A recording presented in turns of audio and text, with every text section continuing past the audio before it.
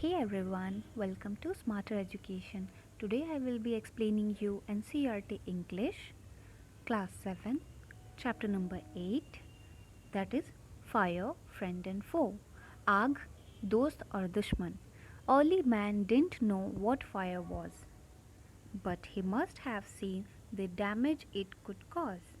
Early man यानी कि आदि मानव वे नहीं जानते थे कि आग क्या थी, पर वे ये ज़रूर उन्होंने देखा है कि आग क्या क्या डैमेज यानी क्षति कर सकती है, नुकसान क्या क्या किया है. He must have watched lightning and volcanoes long before he began to use fire himself. Early man ने जब खुद आग जलाना शुरू किया उसके पहले ही उन्होंने लाइटनिंग यानी बिजली की चमक और वोल्केनोज, ये सब प्राकृतिक घटनाएं हैं. वोल्केनोज जो समय समय पे आग की लपटें निकलती रहती है वोल्केनोज से, तो उन्होंने ये पहले भी देखा हुआ था. Fire was powerful and dangerous. आग शक्तिशाली भी थी और ख़तरनाक भी थी. एंड ही वॉज फ्राइटन, इसीलिए डरे हुए थे early man. Fire may have puzzled early man, but we now know that fire is the result of a chemical reaction. Early man को तो पता ही नहीं था कि फायर कैसे टेक प्लेस हुई, क्या रीज़न है, क्या होती है. इसीलिए वे पजल्ड यानी आश्चर्य थे. आग ने यानी फायर ने अर्ली मैन को तो पजल कर ही दिया था, पर आज हम जानते हैं कि आग जो है फायर, वो किस चीज़ का रिजल्ट है? Chemical reaction. केमिकल यानी कि रासायनिक प्रतिक्रिया है. When the oxygen in the air combines with carbon and hydrogen in a fuel, a chemical reaction takes place. Chemical reaction होती है जब ऑक्सीजन यानी कि हवा, ऑक्सीजन इज़ अ गैस, हवा में जब मिलती है कार्बन और हाइड्रोजन के साथ, जो फ्यूल है, फ्यूल क्या होता है? ईंधन होती है, जिससे आग जलाने का वो मीडियम होता है, जिससे आग जलती है, वो फ्यूल होता है, तभी आग जलती है. Energy in the form of heat and light is released in this process.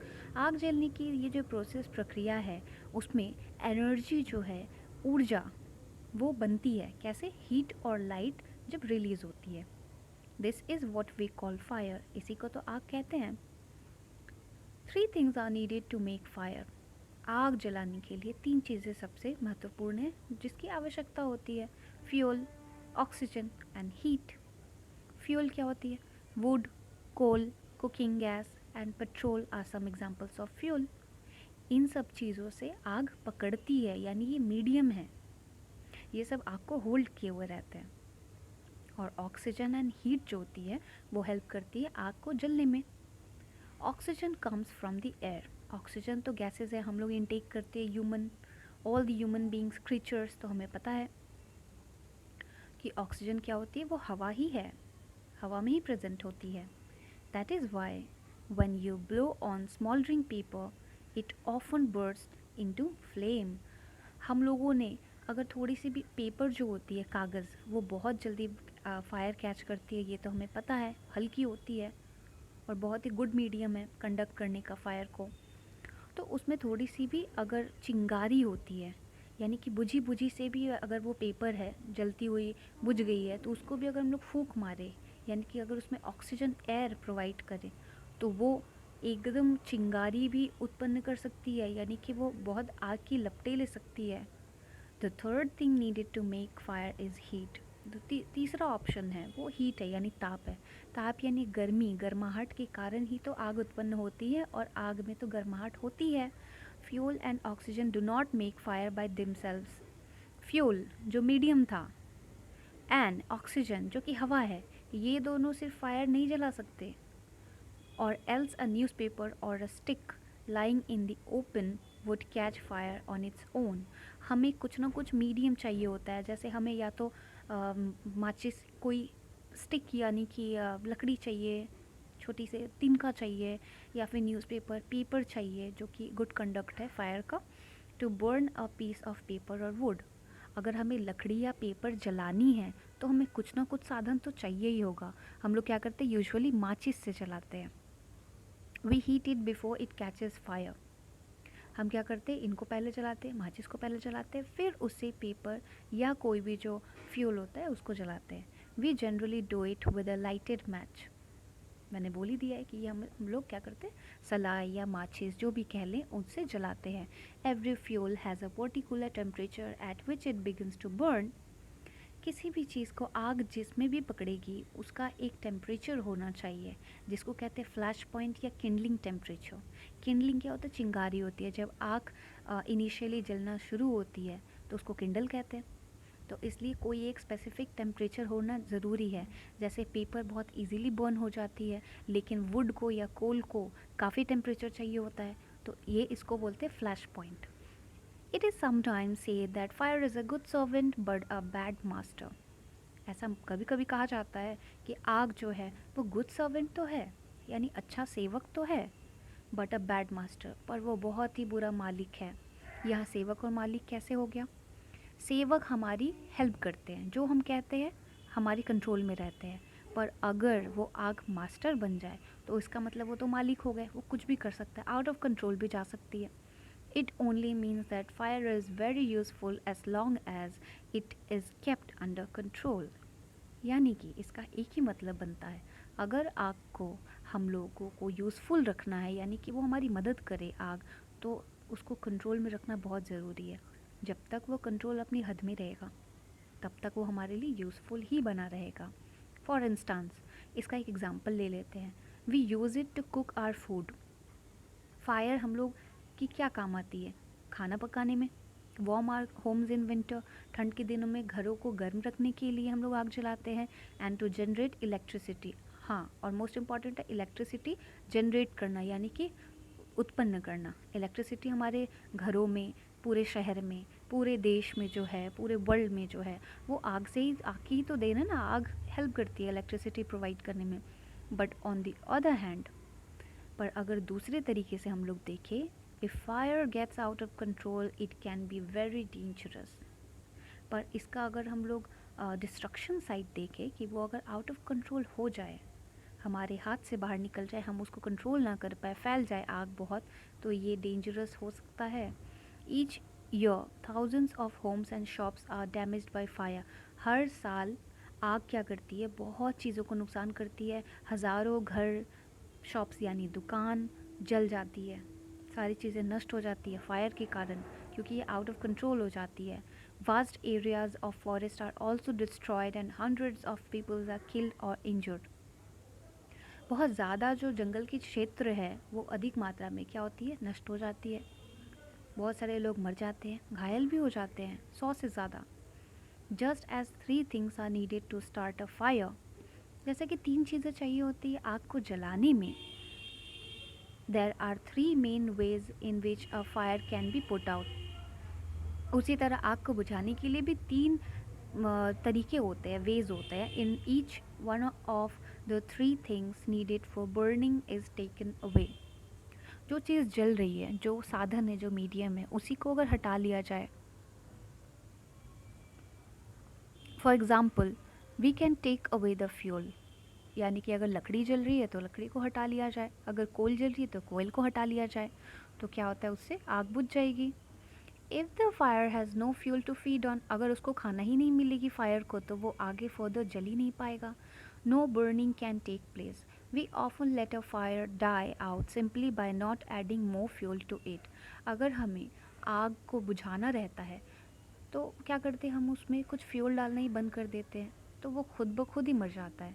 The second way of putting out a fire is to prevent oxygen from reaching it. दूसरा तरीका क्या है, हम ऑक्सीजन ही उस तक पहुंचने ना दें, रोक दिया जाए, क्योंकि हवा के बिना तो आग जल ही नहीं सकती. No supply of oxygen means no fire. अगर हम ऑक्सीजन ही नहीं देंगे, सप्लाई नहीं करेंगे, तो वहाँ आग होगी ही नहीं.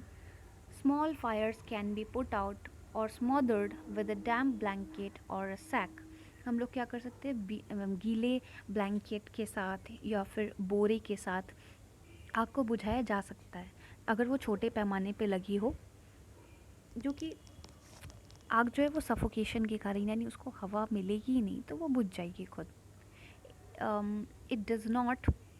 This stops oxygen reaching the burning material. Sometimes carbon dioxide is used to extinguish fire. It does not allow oxygen to reach the burning material. कभी कभी क्या होता है, ऑक्सीजन वहाँ तक पहुँचेगी नहीं बर्निंग मटेरियल तक, और कार्बन डाइऑक्साइड जो क्या करता है वो आग को बुझाने में मदद करता है, तो ये अलाउ ही नहीं करता है कि ऑक्सीजन उस तक पहुँचे। The third way of putting out a fire is to remove the heat. तीसरा तरीका क्या है, हीट यानी गर्माहट जो है, ताप, उसी को हटा लिया जाए, क्योंकि आग में गर्माहट होती है, और जहाँ गर्माहट होती है वहाँ पे आग उत्पन्न होती है। If the temperature can be brought down below the flash point. Flash point हम लोगों ने पहले जो डिस्कस किया था कि हर एक फ्यूल का कुछ टेम्परेचर होता है, जलने की कुछ कंडीशन होती है, उसको फ्लैश पॉइंट बोला जाता है। तो फ्लैश पॉइंट को ही हटा लिया जाए, यानी कि वो टेम्परेचर जो हीट है उसी को हटा लिया जाए, तो फिर वो आग जलेगी ही नहीं। The fuel stops burning. जो भी फ्यूल रहेगा, चाहे वो पेट्रोल हो गया, कोल हो गया, वुड हो गया, पेपर, सब सारा बुझ जाएगा। You blow on a burning match stick or a candle to put it out. Candle यानी कि मोमबत्ती या फिर मैच स्टिक, सलाई जो है, उसको अगर बुझा दिया जाए, आप उसको बुझा दो, तो ऐसा करने से क्या होगा, जो हॉट एयर थी, हीट थी, जो फ्लेम थी, वो धीरे धीरे कम हो जाएगी, टेम्परेचर भी बिलो आ जाएगा फ्लैश पॉइंट से, और कैंडल जो है वो बुझ जाएगा। Sometimes water spread on fire. कभी कभी क्या होती है, आग बुझाने के लिए पानी भी छिड़का जाता है। It absorbs heat from the burning fuel and lowers the temperature. क्योंकि पानी क्या करता है, हीट को ख़त्म कर देता है। ये क्या करता है, उसमें से बर्निंग फ्यूल में से उसका टेम्परेचर ही लो कर देता है। The blanket of water also cuts of the supply of oxygen and the fire is extinguished. आग कैसे बुझ जाती है, पानी क्या करता है, ब्लैंकेट ऑफ वाटर क्या करता है, ऑक्सीजन की सप्लाई को कट कर देता है। Some fires can not be put out with water. कुछ आग ऐसी होती है डेंजरस, वो पानी से नहीं बुझी जा सकती। If water spread on to an oil fire, अगर ऑयल फायर है यानी कि बेसिस ही वो जो फ्यूल है वो ऑयल है, तो उसको बुझाना बहुत मुश्किल होता है, पानी से वो और गड़बड़ हो जाती है। पानी डालने से क्या होता है, पानी के ऊपर तो तेल तैर के निकल जाएगी, तो इससे जहाँ जहाँ पानी रहेगी आग बढ़ती चली जाएगी। This can be very dangerous because water can flow quickly carrying the burning oil with it and spreading the fire. Water should also not be used on fires caused by electric appliances. हमारे घर या आसपास surrounding में electrical appliances तो होती ही है, घर में स्विच बोर्ड होता है और भी बहुत सारे इलेक्ट्रिकल अप्लाइंसेस होते हैं, तो उसमें अगर पानी पड़ गया तो शॉर्ट सर्किट भी हो सकता है, लोगों को शॉक लग सकती है, जो भी वाटर थ्रो करेगा उसकी जान भी जा सकती है और उसको शॉक भी लग सकती है। A carbon dioxide extinguisher is the best thing to fight an electrical fire. Electrical fire यानी कि इलेक्ट्रिकल इक्विपमेंट में आग लग जाती है, तो उस क्षेत्र में क्या होता है, उस क्षेत्र में क्या होता है, बेस्ट थिंग कि कार्बन डाइऑक्साइड एक्सटिंग्विशर का इस्तेमाल किया जाए। We spend million of rupees each year in fighting fires. हम लोग क्या करते हैं कि आग को बुझाने में लाखों रुपए हर साल इस्तेमाल करते हैं, खर्च करते हैं। And we spend more trying to find new way of preventing fires from happening and getting out of control. हम लोग क्या करते हैं, इस आग से निपटने का, इसे रोकने के लिए बहुत कुछ अपने कंट्रोल में पाने के लिए बहुत खर्च करते हैं और तरीका ढूंढते हैं। On the whole we have learn, तो पूरे रूप से हम लोगों ने यही सीखा कि आग को अच्छी तरह से अपने कंट्रोल में लाके और इसे एवरीडे डेली बेसिस पे अच्छी तरह से इस्तेमाल करें। Good use. Long ago there were no fireman when fire broke out. बहुत पहले तो फायरमैन होते भी नहीं थे, आग बुझाने वाले। व्हेन फायर ब्रोक आउट, जब भी आग फैल जाती थी, everybody became a fire fighter. खुद आसपास के लोग ही फायर फाइटर बन जाते थे, यानी आग से निपटने के लिए तैयार होते थे। People formed human chains. Human chains क्या होता है, as we can see in the picture below, कि लोग चेन बनाते थे, यानी लोग एक रो में खड़े हो जाते थे, एक दूसरे की हेल्प करते थे। They still do if required. अभी भी ज़रूरत होती है, अगर फायर फाइटर यानी फायर ब्रिगेड को आने में टाइम लगता है फायरमैन को, तो ये लोग खुद ही आग बुझाने में लग जाते हैं। कैसे, and passed buckets of water for from a well or a pond to a blaze. आग के लपटों को क्या करते थे, तालाब या कुएं से पानी ला के, वाटर चेन बना के, एक दूसरे को पास करके आग बुझाने की कोशिश करते थे। Now there are laws about building construction which ensure that space is left between buildings to reduce the fire risk. अब क्या नियम बना दिया गया है, कानून में क्या बोला गया है कि जब भी अगर कोई नई इमारत तैयार होती है बिल्डिंग, तो ऐसा ज़रूर किया जाए कि हर एक बिल्डिंग के आसपास कुछ जगह खाली रख दी जाए, और ख़ास करके इससे क्या होगा कि फायर रिस्क जो है वो कम हो जाएगी। और ख़ास करके ये अगर पीपल नॉर्मल पब्लिक प्लेस में हो, every new building specially a public place must ensure observance of fire prevention norms. Bands of firefighting workers with special equipment known as fire brigades. We all know कि fire brigades किसे कहते हैं।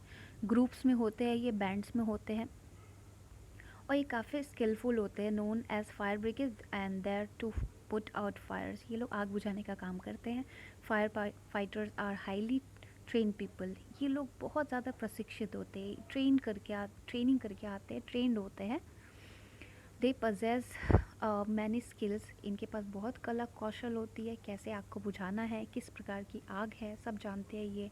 दे cut off electricity supply. सबसे पहले क्या करते हैं, ये इलेक्ट्रिसिटी सप्लाई ही कट कर देते हैं, क्योंकि इन्हें पता है कि शॉक लग सकती है। Knock down dangerous walls. अगर आग की लपटें पूरे वॉल में लगी हुई है तो ये वॉल को ही गिरा देते हैं। Spray water and other materials to bring fire under control. आग को काबू में पाने के लिए क्या करते हैं, पानी का छिड़काव करते हैं, या बाकी सब मटेरियल जो इक्विपमेंट इनके पास होती है। They are also trained in first aid. ये क्या होते हैं, फर्स्ट एड में भी कुशल होते हैं, so that they can help people suffering from burns or from the effects of smoke. कई बार आग लगने के कारण, धुएं के कारण लोग फेंट होते हैं, लोग थोड़े पीड़ित हो जाते हैं, तो फर्स्ट एड की ज़रूरत पड़ती है। लोग सफरिंग यानी कि बहुत परेशान हो रहे होते हैं, पीड़ित हो जाते हैं, जल जाते हैं, तो फर्स्ट एड भी इनको करना होता है। The discovery of fire and its uses helped early man to cope with nature better and gradually adopt a settled mode of life. आग की खोज ने, और इसको कैसे आग ने हमारी हेल्प की है, अर्ली मैन की तो बहुत मदद की थी। वे मैनेज करने में, हर एक चीज़ में, नेचर जो है, फायर जो है वो नेचर का ही एक गिफ्ट है। तो ये धीरे धीरे हम लोगों ने अडेप्ट कर लिया है अपने सोशली लाइफ में। आग को कैसे काबू में पाना है, ये कितना डेंजरस है, हम लोगों ने इसके बारे में जानकारी प्राप्त कर ली है। Fire is still worshipped in many parts of the world. दुनिया के कई कोने में आज भी आग की पूजा होती है। Fire is indeed a friend, but as we know it can be dangerous enemy once it gets out of control. हमें पता है कि फायर जो है, आग, वो सचमुच दोस्त है, हमारी बहुत हेल्प करता है, लेकिन ये भी पता होना चाहिए कि ये कितना डेंजरस दुश्मन बन जाता है, बहुत ही ख़तरनाक दुश्मन, अगर ये एक बार काबू से बाहर हो जाए। तो इस चैप्टर में हमने जाना कि आग बेनिफिशियल तो है ही, साथ ही साथ डेंजरस भी है। अगर हम सावधानी ना बरतें तो हमें इसे हमेशा काबू में रखनी चाहिए, तभी ये हमारे दोस्त की तरह भी मदद करेगा, और अगर हम भूल जाए काबू में पाना तो ये दुश्मनी भी निभा सकता है, और ये काफ़ी डेंजरस साबित हो सकता है। तो I hope you like it the way of my teaching, and thanks for watching. See you on the next video.